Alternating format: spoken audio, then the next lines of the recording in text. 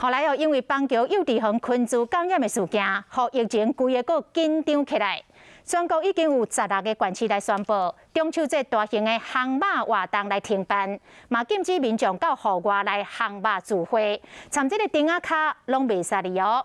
安尼禁令嘛来冲击到猪肉的计销。伫个7月半之前，猪肉上贵来到每公斤90块，尾降落来78块。本来是预估讲这个中秋节之前，猪肉会过来起一波。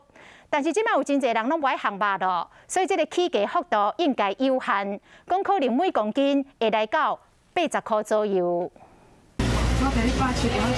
用整机菜车买猪肉，切好了称一个，那这个价钱会使搁加买1万。这个排骨好像没有比较贵哦。本来伫7月半之前起到每公斤90块，即马有较回来到每公斤78块。本土猪肉价钱有较俗，民众真有感觉，要过卖猪肉的拢无什么利润。没有买气的话，对，肉要卖给谁？今天猪价再便宜也没有用啊。摊商真无奈，叫真侪猪肉，就等中秋节烘肉是要赚一笔啊！因为永年本土猪肉伫中秋节进前拢会起价，想到疫情伫北部又搁爆发，幼儿园群聚感染，或者讲Delta变种病毒的扩散，全国有16个县市禁止大型烘肉活动，民众嘛袂使伫室外烘肉，连灯仔卡嘛袂使烘。这些猪肉都歹卖啊！